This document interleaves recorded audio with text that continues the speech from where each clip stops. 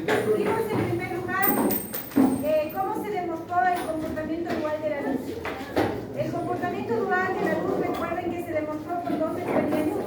Con el efecto fotoeléctrico, que fue de alguna u otra manera dado a conocer por Einstein, se comprobó el comportamiento de la luz como partícula. Y con el efecto del doble rendija, pues el comportamiento ondulatorio de la misma, ¿sí? Luego, esta inquietud de saber de alguna u otra manera qué es lo que de alguna u otra forma eran esos paquetes energéticos de los fotones, les llevó también a ellos a interesarse sobre el comportamiento de estas partículas pequeñitas que eran los electrones. Y sobre todo se interesaron porque recuerden que el flujo eléctrico, en este caso la corriente eléctrica, no es más que cargas en movimiento, en este caso los electrones en movimiento. Y gracias a esa ventaja de que los electrones podían ponerse en movimiento y podían ser bombardeados, se hicieron las experiencias de la difracción de electrones y también el comportamiento, más bien dicho, la experiencia de doble rendija con electrones, y verificaron de esta forma que los electrones podían tener un comportamiento en ocasiones como partícula, en ocasiones como onda, verificando de esta forma no solamente que los electrones se comportaban así, sino que ya dieron de una u otra manera como una ampliación al criterio de que todas las partículas cuánticas deben tener ese comportamiento ondulatorio. Esto generó precisamente el interés de saber si en efecto las otras partículas cuánticas que en ese entonces se conocían, como eran los protones y los neutrones, tenían también este comportamiento. Y para verificar querían hacer el bombardeo de los protones o los neutrones. En ese entonces no lo lograron hacer, pero se dieron cuenta que era tanta la dificultad para separar a los protones que ellos empezaron incluso a mirar el por qué partículas que eran positivas, cargas positivas, no obedecían a la fuerza electromagnética que nos decía que las cargas del mismo signo se deberían rechazar y repeler. Eso es lo lógico, ¿no es cierto? Que si yo tengo dos protones que son positivos, lo lógico sería que se rechacen y se separen, y no que estén juntos, completamente pegaditos y apiñados como están en el núcleo atómico. Esto les causó mucho, pero mucho interés, y la búsqueda de justificar el por qué se mantenían juntos estos nucleones. Y la única manera de justificar que estas partículas se mantenían juntas era entender que existía una fuerza de mayor intensidad que la fuerza electromagnética, que era de atracción, de tal manera que les mantenía los nucleones completamente unidos en el núcleo. A esa fuerza ellos le llamaron fuerza nuclear, porque obviamente era una fuerza que se hacía presente ahí, en esos, de alguna u otra forma, partículas, o en esos nucleones como eran los protones y los neutrones. Esa fuerza nuclear luego se descubre que está interactuando o siempre interactúa gracias a una partícula fundamental, a la que ellos, por esta particularidad de mantener juntas, pegadas a estas partículas a pesar de su carga eléctrica, debe ser una partícula como un pegamento especial, y le pusieron precisamente por eso el nombre de gluón, que viene del glú, de goma, ¿ya? Entonces este gluón decían que tiene que intervenir siempre en la fuerza nuclear fuerte para permitir que éstas queden pegadas o adheridas entre sí pese a la carga que tenían, ¿ya? Ahora, cuando ya se interesaron en mirar la existencia de la fuerza nuclear fuerte, ellos seguían de alguna u otra forma tratando de que exista o de alguna u otra forma elaborar tecnología que les permita separar a estos nucleones, porque el interés de ellos era verificar el comportamiento de las partículas y también saber si estas partículas estaban conformadas por algo más. De todo lo que se ha hecho y se ha visto hasta aquí, han bombardeado chicos electrones, y hasta el momento, no sé si en el futuro lo logren, pero hasta el momento los electrones, cuando bombardean y se hacen chocar un electrón con otro electrón o varios electrones con otros electrones, no han visto si los electrones están conformados de otras subpartículas, hasta el momento. Pero cuando lograron, gracias a alta tecnología, el separar los protones del núcleo y bombardearlos, se logró descubrir otras partículas mucho más pequeñas. Y estas partículas mucho más pequeñas que se lograron bombardear en un laboratorio gigante inmenso, que ahora tiene el nombre de Gran Colisionador de Hadrones, ya van a darse cuenta por qué se llama Gran Colisionador de Hadrones. Al lograr bombardear estas partículas que eran los protones, se encontraron que se fragmentaron en partículas más pequeñas, a los que llamaron quarks. Y estos quarks son las partículas más pequeñas que se han encontrado de todo lo que constituye la materia palpable inestable, la materia en este caso física, ¿sí? Son los quarks. Ya les voy a hacer un resumen del nivel estándar en la parte de gráfica, es decir, la pizarra. Pero entonces, chicos, al estar prácticamente bombardeando protones, neutrones, electrones, para mirar si es que estaban constituidos por más materia, se dieron cuenta que estos protones, estos neutrones que formaban parte de un átomo y esos átomos que formaban parte de elementos eran diferentes en cada uno de los elementos químicos. Encontraron así que habían átomos que eran más masivos que otros. ¿Cuándo son más masivos? Ustedes en química debieron haberse estudiado cuando un átomo es más masivo, ¿no? Cuando tiene un número de protones elevadísimo, ahí se dice que es un átomo masivo. Y los átomos más masivos, chicos, los que son supermasivos, son los átomos más inestables.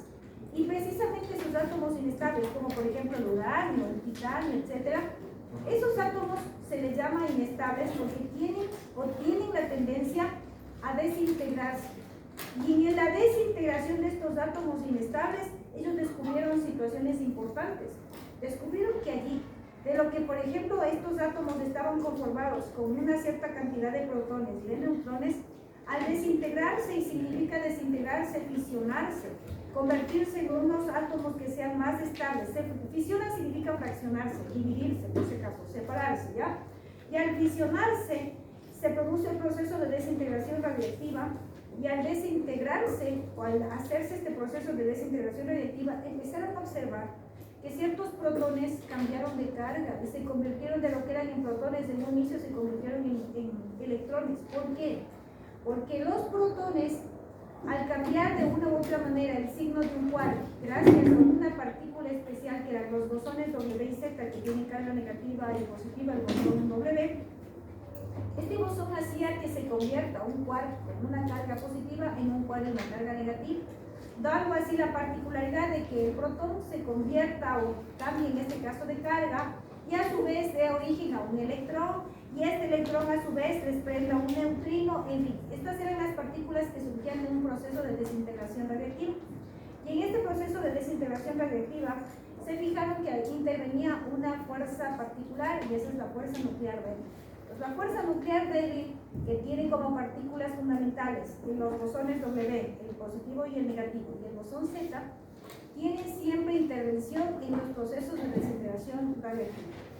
En este proceso de desintegración radiactiva toma interés la fuerza nuclear débil, y la fuerza nuclear débil, a diferencia de la nuclear fuerte, es menos intensa. Hay algunos que refieren que la intensidad incluso es menor que la electromagnética, otros dicen que es un poco mayor. Por ahí un poquito está la discusión entre la magnética y entre la nuclear, ¿ya? Entonces, para que más o menos sepan las características de estas fuerzas, que es lo que yo les preguntaba a los chicos de este grupo, les voy nuevamente a relatar las 4 fuerzas que hasta ese entonces se habían descubierto ya. Se descubrieron 4 con estas que acabo de mencionar. La primera que nosotros ya estudiamos en el primer trimestre, que es la fuerza gravitacional, y les voy a recordar las características que se les dio en ese texto. Primerito, mi amor, que la fuerza gravitacional es la más débil de toda la naturaleza. Las 4 fuerzas que acabo de referir es la más débil de todas, pero es una de las más importantes, ya van a darse cuenta por qué. Además de ser la más débil, y ya les dije, la primera característica es una fuerza de atracción, siempre es una fuerza atractiva. Otra característica importante que yo les mencioné a ustedes es que la fuerza gravitacional es una fuerza central. ¿Y por qué es una fuerza central? Porque recuerden que está dirigido hacia el centro de la otra base, ¿ya? Otra característica es que esa fuerza es directamente proporcional al producto de las masas que intervienen en esa interacción. Otra característica es que la partícula fundamental de esta interacción es el gravitón, que es hipotético porque aún no ha sido visto en el laboratorio. Otra característica es que esta fuerza gravitacional es de largo alcance. ¿Y por qué de largo alcance? Porque se visualiza que esta tiene funcionalidad en el espacio, en astrofísica, que funciona para mantener el espacio, las galaxias, los planetas en el lugar en el que se encuentran. A pequeñas distancias no es palpable, no es de alguna manera perceptible, pero a grandes distancias sí. Entonces es una fuerza de largo alcance. Es una fuerza que también es inversamente proporcional al cuadrado de la distancia que separa estas masas, ¿sí? Pues como ven, tenemos algunas características de la fuerza gravitacional. Ahora, luego de esta, como les dije, algunos le colocan a la fuerza electromagnética, otros a la nuclear débil. Yo voy a colocarle a la electromagnética simplemente por el orden en el que fue descubierta, ¿ya? Entonces, la fuerza electromagnética. Esta fuerza electromagnética como características, primero es la segunda en intensidad después de la fuerza gravitacional. Esta fuerza puede ser de atracción o de repulsión dependiendo del signo de las cargas. Es una fuerza central porque también se dirige hacia el centro de cada una de estas. Es una fuerza que es directamente proporcional al producto de las cargas que intervienen en esta fuerza o en esta interacción. La partícula fundamental de esta interacción electromagnética es el fotón, y recuerden que según Planck, este fotón pues es un paquete energético, ¿sí? De toda interacción electromagnética. También tenemos nosotros que es una fuerza de mediano y largo alcance. ¿Por qué mediano y largo alcance? Mediano simplemente porque esta fuerza electromagnética no se hace presente a nivel atómico. Y no se hace presente a nivel atómico porque si se hiciera presente a nivel atómico, los electrones precisamente saldrían, perdón, los neutrones salían disipados del núcleo. Y tampoco se hace presente a nivel atómico porque los electrones que son negativos también serían atraídos hacia el núcleo que es positivo, y eso no sucede. Entonces no está actuando a nivel atómico, pero sí tiene un alcance medio y un alcance grande, ¿no? Entonces dice que es una fuerza de medio y largo alcance. También se dice que en esta fuerza, pues la fuerza es inversamente proporcional al cuadrado de la distancia que separa las cargas. Esas son las características de la fuerza electromagnética. Vamos a la fuerza nuclear débil. Como ya les dije, la fuerza nuclear débil se hace presente en el proceso de desintegración radiactiva. Se podría decir que es la tercera fuerza en interacción en cuanto a intensidad. También podemos decir que esta fuerza es de corto alcance. Es de corto alcance porque solamente se produce a nivel subatómico, ¿sí? A distancias a nivel subatómico. Es una fuerza central y no se dice, no se refiere si es una fuerza de atracción o de repulsión. O sea, aquí no se refiere si es una fuerza atractiva o repulsiva. En cuanto a la fuerza nuclear fuerte, como su nombre lo dice, es la de mayor intensidad de las cuatro fuerzas fundamentales de la naturaleza. Esta se dice que sí es una fuerza atractiva, es una fuerza de corto alcance porque estamos hablando de cantidades subatómicas, nucleares prácticamente, ¿sí?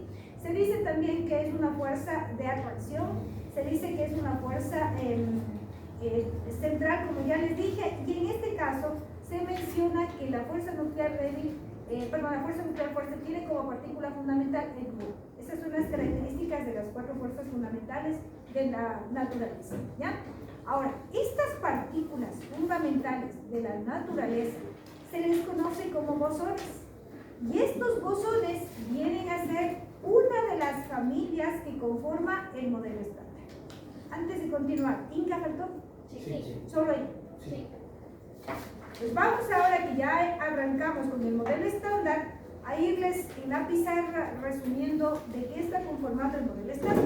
Recordando para que sepan la definición, nada más que el modelo estándar reúne todas las partículas fundamentales que conforman la materia visible y también las partículas fundamentales de las cuatro fuerzas de la naturaleza. Con un pequeño inconveniente en el modelo estándar, como ya mencioné. El inconveniente es que de las cuatro fuerzas fundamentales, la partícula que le conocemos como gravitón no ha sido encontrada en el laboratorio, por eso se dice que es una partícula hipotética, ¿ya?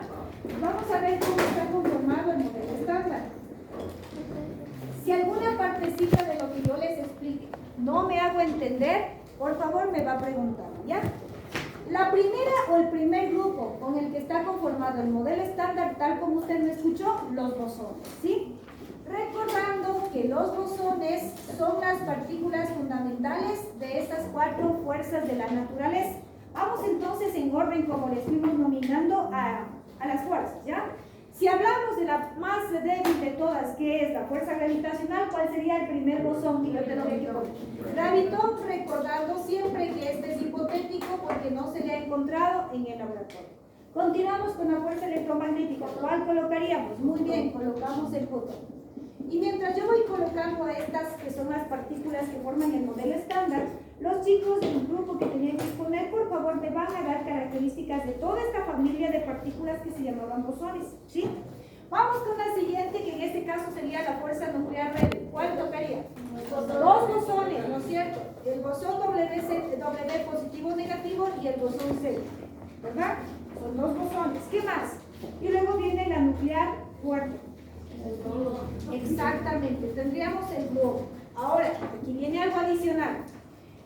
Todas estas partículas que están aquí son las partículas fundamentales de las cuatro fuerzas. Ahora, cada una de estas partículas que voy a ir mencionando son partículas cuánticas. Y al decir partículas cuánticas estamos hablando de unas dimensiones muy pequeñas. Y como son pequeñas, algunos tenían de alguna u otra forma la inquietud: ¿cómo es que estas partículas pequeñas, que la masa es casi insignificante, pueden tener energía? ¿Cómo pueden tener energía y cómo pueden responder de una u otra manera a la fórmula de Einstein, que nos decía que la energía es igual a la masa por C al cuadrado? ¿Y por qué C al cuadrado? Porque estas partículas, si es que ustedes investigaron, se mueven con rapideces altas, parecidas o similares a la de la luz, ¿sí? Y obviamente aquí viene la respuesta. Según estos críticos y estas personas que se interesaron por saber cómo es que de alguna u otra forma eran paquetes energéticos. Hay algunas teorías de mecánica cuántica, pero una de ellas es esta. Y es teoría porque aún está demostrada. Se dice y se cree que estas partículas cuánticas adquieren masa al ingresar en un campo especial. Y este campo especial se llama campo de Higgs para ellos. Y tanto era el interés de estos físicos que propusieron esta teoría, que trataron de buscar pues, esa partícula también fundamental del campo de Higgs. Si hay el fotón, que es la partícula fundamental del campo electromagnético, si hay el gravitón que hipotéticamente creen que existe en el campo gravitatorio, si hay en este caso el gluón que debería existir en el campo de la fuerza nuclear fuerte, y asimismo los bosones W y Z en el campo, en este caso nuclear débil, ellos creen que debe existir una partícula de este campo de Higgs que sería quien le proporciona masa a estas partículas cuánticas. Y tanto fue, repito, el interés, que en los laboratorios, bombardeando partículas de contrapartículas, en el año 2012 encontraron la famosa partícula de Dios, que ahora le conocen como el bosón de Higgs.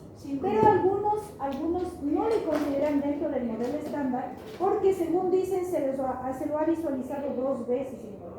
Y dice que para que sea considerado dentro del modelo estándar debe visualizarse de 3 veces para arriba, ¿ya? Como para ser considerado dentro del modelo estándar. Y como no lo han visualizado, nos dicen no existe. Pero como otros sí lo encontraron supuestamente en el laboratorio, de hecho fue una noticia mundial, ¿no es cierto? En el primer encuentro, algunos le escriben aquí como el bosón de Higgs. ¿Ya? Pues ese sería como el otro. A toda esta reunión de los bosones, les conocen ahora, a toda esta agrupación solo de los bosones, les conocen ahora, si es que algunos leyeron esto que es interesante, se les llama también los bosones de Gauge. ¿Por qué? Porque todos los bosones de Gauge quieren integrarles en un solo campo, el famoso campo de Gauge. Es como la teoría del todo. Quieren que todas las fuerzas se integren en un solo campo y explicar en ese campo, con todas las leyes físicas que hayan descubierto, todas las interacciones que sucedan en ese famoso campo de Gauge. No lo han logrado todavía. Ese es el dolor de cabeza de los físicos. Pero les doy el relato hasta lo que se conoce. ¿Más o menos, ya? Bien, entonces estos de aquí son los bosones. Particularidades o características, chicos, del grupo 3 de los bosones. ¿Cuál es el spin de los bosones? ¿Son spines? Es un spin entero de los bosones. ¿Qué más sabemos de los bosones? ¿Tienen carga? ¿No tienen carga? Ya no tienen carga. Las masas ya son valores establecidos para cada uno de ellos. Algunos incluso dicen que no tienen masas X bosones. Del fotón se dice algunos que no tienen masa, ¿sí? Entonces así tienen características particulares. Pero las dos que ustedes escucharon son básicas de todos. Primero, no tienen carga, como acabaron de decir, y el spin es entero, lo que dicen de los bosones, como características fundamentales de esta familia. Bien, estas son entonces las partículas fundamentales de las 4 fuerzas de la naturaleza. ¿Sí? Hasta ahí, mi amor, ¿alguna pregunta? Ninguna. Vamos entonces ahora mirando de qué otra familia está conformada este modelo estándar. Pues aparte de los bosones, está formada por otra gran familia. ¿Por qué dice que si no tienen carga el doble veces de positivo y negativo? Estos son los únicos que tienen una carga, pero debido a un valor específico para poder transformar a un quark.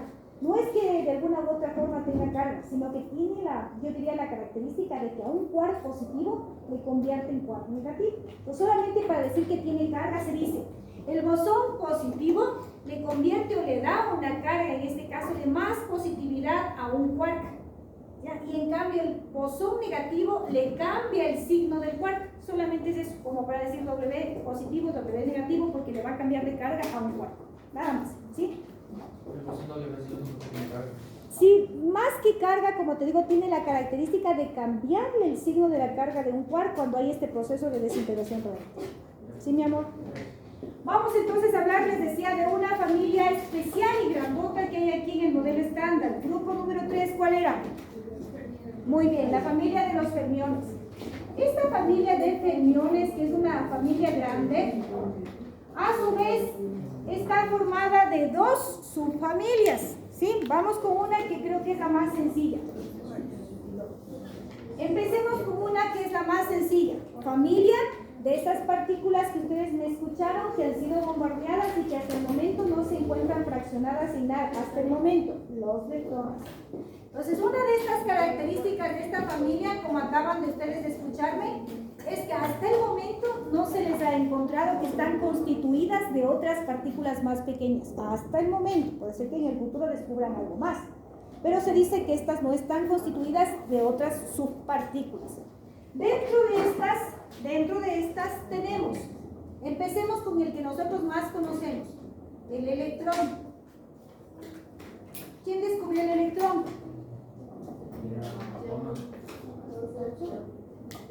Miren quién descubrió el electrón. Luego tenemos otro, ¿cuál más? ¿Otro? Muy bien, el muón. ¿Otro?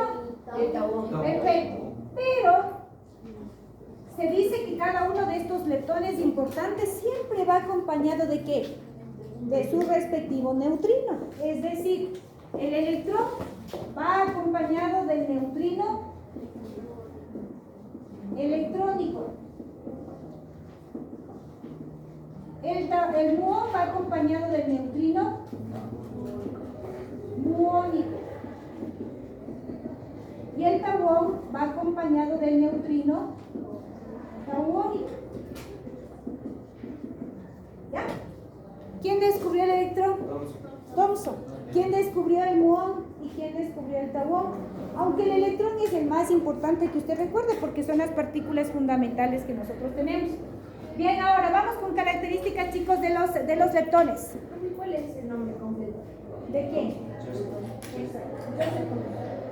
Ahora ayúdenme, por favor, tenga la bondad con las características de los leptones. Ya, tiene carga negativa. ¿Qué más? Del spin. Es un medio. Spin dicen fraccionario de un medio. ¿Qué más? Bueno, las masas ya son variables. Como les había dicho, esas son las características fundamentales de estos leptones. Y recuerden lo que dijimos. Estos son hasta el momento indivisibles, ¿no? Vamos ahora con la otra familia. Esta familia que viene a continuación es una familia un poquito más grande. ¿Y por qué una un poquito más grande? Porque esta familia, que se llama familia de hadrones, está formado por las partículas más chiquititas que se encontraron, que son los quarks, pero estos como a su vez se van uniendo gracias a la fuerza nuclear fuerte y a este pegamento especial que es la partícula del gluón, van formando otras pequeñas familias, ya vamos a ver cuáles. Se llama colisionador de hadrones porque precisamente lo que hacen en este tipo de laboratorios es hacer que estos que son los que formaron los hadrones, seguirles bombardeando para ver si se siguen fraccionando en partículas más pequeñas, ¿sí? Ahora, dentro de los hadrones, no se olvide que dentro de los hadrones tenemos aquí a los quarks. Y estas van a ser las partículas más pequeñitas que se hallen. Las partículas más pequeñitas que se hallen hasta el momento. Y dentro de los quarks, los compañeros del tercer grupo me van a indicar las 3 generaciones que se encontraron de quarks. Y luego vamos viendo cómo se conforman otros subgrupos con la unión de quarks. Empecemos dentro de estos quarks, por favor, mirando la primera generación de quarks. Primera generación, ¿formada por quién? El up y el down. Segunda generación de quarks, ¿formada por quién? Por el Char y el strange. ¿Qué dicho en español es arriba, abajo? Este signo de cosas de encanto y extraño. Y la tercera generación, conformada por quién? El top y el bottom, que en español es cima y fondo, ¿no? Entonces ahí tenemos nosotros las 3 generaciones. Características. Vamos con características de estos, por favor, para que vayan buscando. Necesito la carga de cada uno de los quarks. Estas dos de acá son facilitas, pero las otras también tienen relación. Así que vaya, por favor, buscando grupo 3. 2/3 positivo y este menos 1/3. El chart me parece que igual es 2/3 positivo y este menos 1/3, ¿verdad? Y este igual, 2/3 positivo y este menos 1/3. Vean si estamos bien ahí. Ya. ¿Cuál es en este caso, chicos, el spin de estos quarks? Ya es un medio, entonces esas son características importantes. Las masas de los quarks también son distintas. Por favor, dígame de las generaciones que tenemos de allí, ¿cuál es la más masiva o cuáles son los quarks más masivos? Primero, segunda, tercera generación. Revisen todos, por favor, los del grupo 3. Ahí tienen en la tablita. Facilito mirar. Esos valores que decían de mega o giga electronvoltios, eso por ahí les llaman a ustedes la masa. Ahí tienen en la tabla, arriba sabe salir la masa.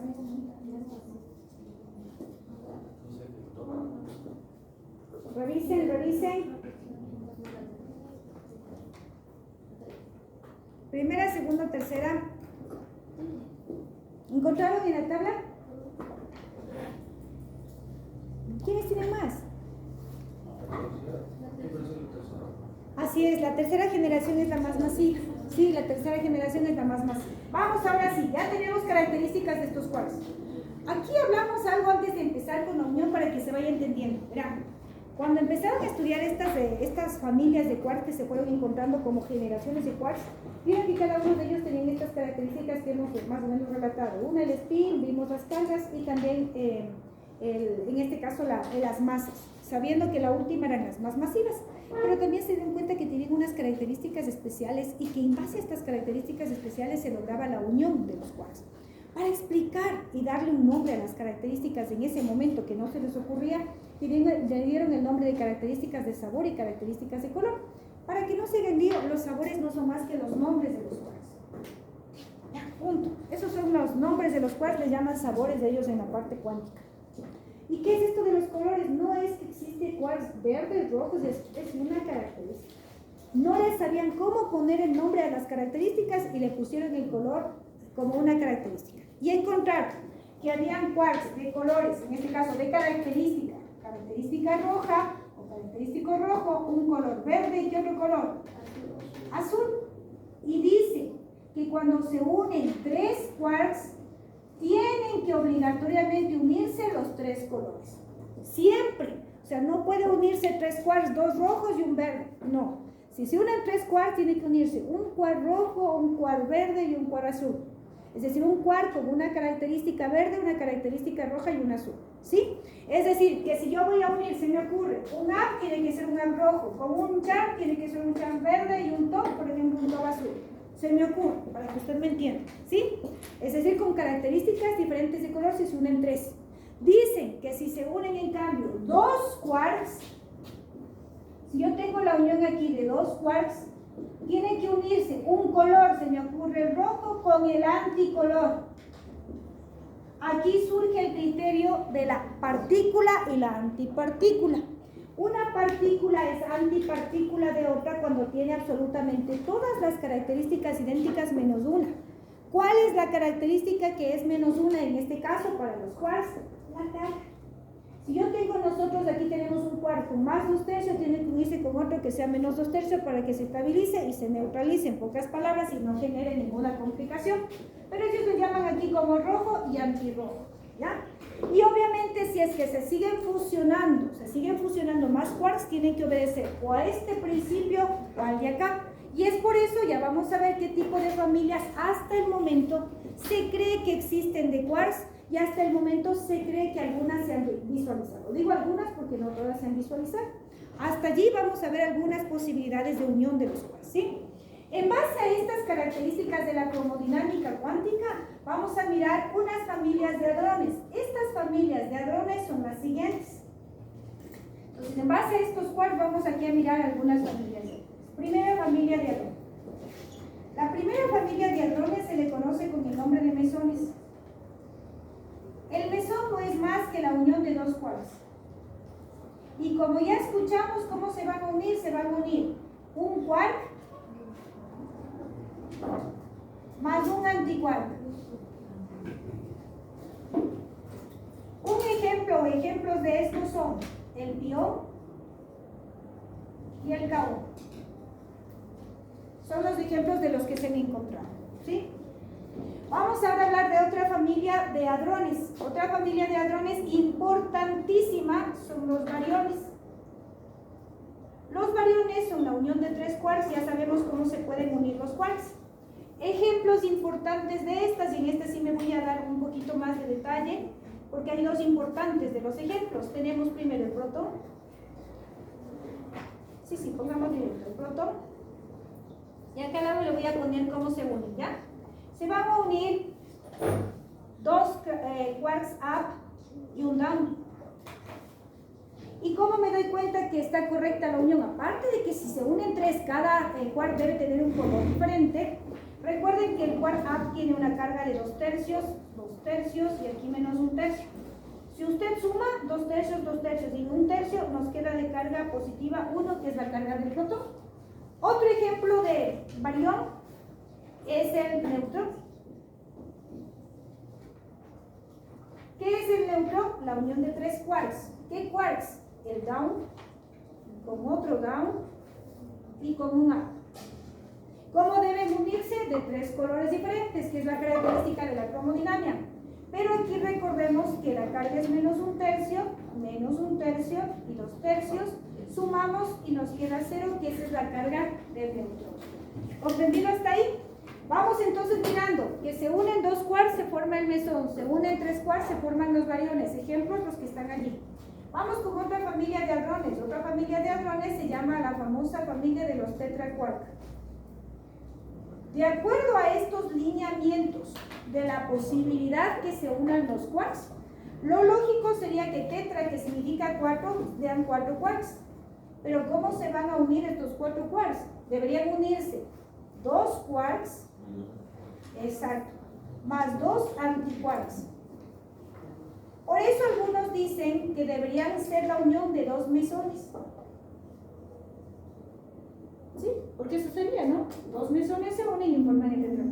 El tetraquark no se le ha avistado en el laboratorio. Supuestamente existe, debería darse esta unión, pero no lo han visto, pues no les puedo dar ejemplos. Vamos ahora aquí al pentaquark. Este pentaquark también es medio hipotético, digo, porque hay algunos que dicen que sí se lo ha visualizado, otros dicen que no. Es hipotético. Hay el nombre de 2, incluso pentaquarks que tienen nombres de letras medio raros, pero algunos no les validan la existencia de estos porque, repito, para ser validados deben verse por varias veces en el laboratorio. Como su nombre lo dice, debería ser la unión de 5 quarks. Y siguiendo la teoría de la cromodinámica, esto debería ser, bajo este criterio, la unión de 4 quarks más un antiquark.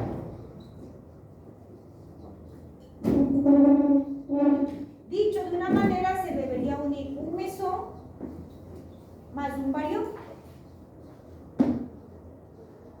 Esa debería ser la lógica para que se siga formando el pentaquark. Y así se debería ir formando familias, pero son las que hasta ahorita han reconocido. Todo lo que acabamos de alguna u otra forma relatar es el grupo del modelo estándar de partículas. Sí, todo lo que hemos visto es el grupo de modelo estándar de partículas, las partículas que conforman parte de toda la materia que es palpable, de toda la materia que es visible. Y aquí les voy a dar un poquito la introducción a lo que vamos a explicar del siguiente grupo. Como nos quedó un poquito en el aire, y les queda en el aire todavía a los físicos, el comprobar la existencia del gravitón para poderle colocar aquí. Y además, se dieron cuenta que estas partículas que son los neutrinos tenían unas características especiales, pero además de ser especiales, eran los más masivos y son los más masivos en el universo. Se interesaron por descubrir características de estos neutrinos que aparecían en las desintegraciones, que están en la cosmografía o en el cosmos, y que además, obviamente, eran parte ya del modelo estándar. Y como estas dos problemáticas les surgieron, una saber el comportamiento de los neutrinos y otra buscar cómo integrarlo a la gravitación universal dentro del modelo estándar, empezaron a indagar en donde la fuerza gravitatoria es evidente. ¿En dónde es evidente la fuerza gravitatoria? En el universo. Entonces empezaron a buscar los neutrinos que son ya específicos y particulares en el universo y comprobaron que estos neutrinos en efecto están presentes en el cosmos, en el universo en forma masiva. Pero también empezaron a buscar evidencia de cómo integrarle de alguna u otra forma esta gravitación universal que es palpable en el universo, cómo la integramos en el mundo cuántico. Y cuando estaban haciendo estas investigaciones a nivel astronómico, visualizaron otras cosas que les dejó preocupados, les dejó y les llamó la inquietud, cómo es la expansión del universo en lugar de alguna u otra forma la atracción que debería generarse por esta fuerza gravitatoria, y surgen otras ideas y otras situaciones más que ya luego nos van a llevar a la temática de la materia y la energía oscura que se les explicará en la siguiente clase. Hasta ahí, mi amor, preguntas. ¿Preguntas? Primero, son partículas que forman parte del modelo estándar de partículas. Segundo, que son partículas que conforman o son partes de qué? De los átomos, los elementos de los átomos. Y además, como dije, son parte de las partículas, en ese caso, perdón, que son parte de la materia visible o palpable, al estar en el modelo estándar de partículas. ¿Qué más? Que supuestamente estas partículas de estar dentro del modelo estándar obedecerían a las 4 interacciones de la naturaleza, excepto una que todavía no está comprobada, justamente que es la fuerza gravitacional que los indicadores. Esas serían como las diferencias. Las diferencias, las que dijimos, estas son indivisibles, estas sí se pueden dividir en otras más. ¿Qué más? Que en este caso estas siempre van en pareja entre electrón y neutrinos correspondientes, las de acá no. Las de acá se unen o 2 o 3, en este caso 4 o 5, que es hasta lo que se encuentra. ¿Ya? ¿Qué más podríamos decir? ¿Cuáles son los descubridores del muón y el taúd? Los descubridores del muón y el taúd no los tengo, por eso les dije precisamente del electrón, es el básico que tenemos que saber, porque es la partícula fundamental atómica, ¿no? Pero sí hay, mi amor, descubridores del muón y del taúd, solamente es cuestión de buscarlo y de saber. ¿Alguien más tal vez, mi amor? ¿Quién planteó el modelo científico? Las personas que empezaron a integrar el modelo estándar realmente fueron los que descubrieron los quarks. A partir de los quarks empezaron a generar el modelo estándar de partículas. Y en esto del descubridor de los quarks también, o sea, tenemos algunos que están de alguna u otra forma en la pelea, porque no solamente se hizo el colisionador de hadrones en un solo país, se hicieron en algunos. Pero algunos le relatan que fue una persona particular que le dieron incluso ese nombre porque estaban ni siquiera esperando que iban a descubrir el quark y lo hicieron así como una, ¿qué te digo? E incluso le dieron supuestamente el nombre de una caricatura. Algunos dicen que se llama quark porque es el nombre de una caricatura que la persona que lo descubrió lo hizo. ¿Alguien tal vez, mi amor? ¿Y por qué quieren descubrir los bosón de Higgs? El bosón de Higgs justamente por Higgs. Tiene el nombre de la persona que lo descubrió. Se le llamó en ese entonces partícula de Dios. Luego le dieron el nombre de bosón de Higgs. Le llamaron partícula de Dios porque al ser la más pequeñita que se descubrió, decían que esa es la que va a darle el origen a todo lo que existe en el universo. ¿Sí? Pero repito, se la ha visualizado 2 veces. Por esa razón algunos creen que no debería estar inmerso en el modelo estándar. ¿Y el campo de Gauge también El campo de Gauge es lo que... al bosón de Higgs? El campo de Gauge incluye todos los bosones que existen, de todo lo que existe en la naturaleza y de todas las interacciones de la naturaleza. Por eso cuando tú veas bosón de Gauge vas a ver justamente todos los bosones y debería estar, si es que ya se le pone en el modelo estándar al bosón de Higgs, debería estar el bosón de Higgs. Pero ¿por qué no le colocan el bosón de Higgs? Por lo que les dije. Para algunos el bosón de Higgs no existe. Y no existe dentro del modelo estándar porque para estar en el modelo estándar debe ser visualizado al menos en el laboratorio 3 veces. ¿Y cómo se le visualiza? O sea, ¿cómo? Tienen que hacer experimentos en el laboratorio. Esto de encontrar la partícula de Dios, hicieron un experimento en un colisionador de hadrones. Bombardearon igual los quarks, las partículas, y si encuentran partículas más pequeñas que estos, obviamente ya esa le consideran partícula, pero a raíz de que este experimento se vuelva a repetir y se vuelve a encontrar esta misma partícula unas 3 veces en el laboratorio. Lo malo de estas partículas, y también ustedes chicos investigaron cuando hicieron estas lecturas, es que tienen tiempo de vida efímero, bien cortísimo. La visualización precisamente de estas partículas a nivel de laboratorio es en instantes pero chiquititos y son prácticamente lo que tienen que tener como una especie de sensores y pantallas casi como de energía más allá de una visualización y sí de forma de partícula. Entonces es especial el laboratorio específico para poder determinar este tipo de partículas. ¿Sí, mi amor? Y ellos ya tienen el laboratorio diseñado de tal forma que no solamente miden el tiempo de vida, su masa, la carga energética, miden algunas características de la partícula, ¿sí? en base a que las experiencias también de otras partículas que ya fueron encontradas en ese colisionador. Y todas las partículas que están ahí tienen spin. No todas las partículas tienen spin, por eso les decía que me ayuden a mirar algunas. Así es. Ajá. El spin entero de los bosones sí hay. Cuidado, el spin de los bosones dijeron que es entero. Los que dijimos que algunos no tienen es más. Por ejemplo, el fotón. Si estos sí tienen spines, pero son distintos los spines. Eso sí. Entonces todas las partículas tienen spin. Hasta aquí sí, mi amor. Esa es una característica. Y recuerden lo que era el spin. El spin es una especie de giro de las partículas. No es del todo un giro, ¿no? Es una característica, por eso les dije que el mundo cuántico es un poco especial. Algunos al spin le llaman momento angular, pero otros no prefieren llamarle momento angular porque el momento angular realmente es el giro de un cuerpo, la masa por la rapidez angular. Pero dicen que las partículas no tienen realmente un movimiento circular, sino que el movimiento es especial. Por eso algunos en la teoría de cuerdas a estas partículas cuánticas no le llaman momento angular, le dicen que tienen estados vibracionales. Eso consideran en la teoría de cuerdas. ¿Ya? Entonces hay cosas de del mundo cuántico y de las partículas cuánticas que todavía está por estudiarse y conocerse. Hay algunas cosas, como yo se dice en algún momento dado, nos dirán, todo lo que estudiamos antes quizás está invalidado por lo que se descubre ahorita. Y posiblemente después sepamos otras cosas nuevas y diferentes. ¿El partícula de Higgs se considera hipotética? No hay ninguna partícula que le pueda cargar de energía a otra. No. La partícula de Higgs se cree hipotéticamente que existe. Ya ha sido visualizada, según lo que dice, 2 veces en el laboratorio. Pero para que sea mencionada que existe esta famosa partícula o bosón de Higgs, debería listarse al menos 3 veces. Por eso algunas no la consideran. Dicen que esta, que es la partícula más pequeña, es quien sería la que interactuaría en este campo de Higgs. Y que este campo de Higgs es el campo responsable de dar a las partículas cuánticas la masa. Todo lo que ingresa en ese campo de Higgs, todo lo que ingresa en forma cuántica en ese campo de Higgs adquiere masa. Es lo que ellos dicen. Digo porque no es algo que está verificado. ¿Cómo puede darle masa? Algo que según la teoría de Es parecido a lo que yo te diría esto. ¿Cómo puede haber una fuerza entre dos masas? Puede haber una fuerza entre dos masas según ellos porque hay una partícula mediadora que es el radical y que permite que interactúen activamente. ¿Cómo es que existe la fuerza electromagnética entre dos cargas? Porque dicen que debe existir una partícula mediadora que es el fotón para que permita que se atraiga o que se repela. ¿Cómo puede existir, por ejemplo, en este caso, una atracción entre dos protones que tienen la misma carga, a pesar de tener la misma carga, se sigan atrayendo? Supuestamente debe existir una partícula mediadora, que es el gluón, que permita que interactúe con la fuerza nuclear.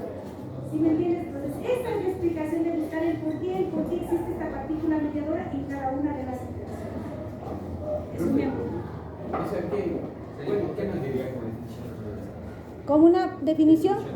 Lo que te dije, ¿qué sería el modelo estándar? Les dije que era la reunión de todas las familias de partículas que conforman la materia visible o palpable que nosotros vemos en el universo.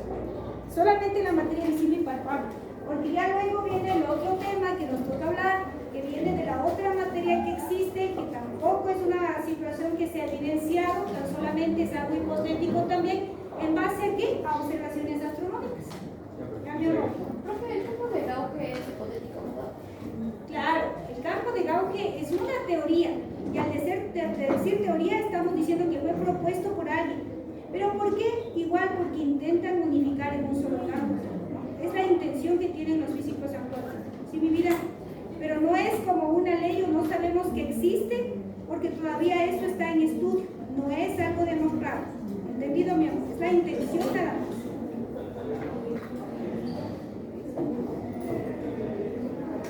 Listo, mi vida. Entonces, si no hay preguntas, evaluamos la siguiente. ¿Ya, mi amor? O sea, aquí una semejanza entre fermiones y bosones. Fermiones y bosones, igual, primero forman parte del modelo estándar. ¿Qué más? Que ambos tienen ¿qué? Spin. ¿Qué más?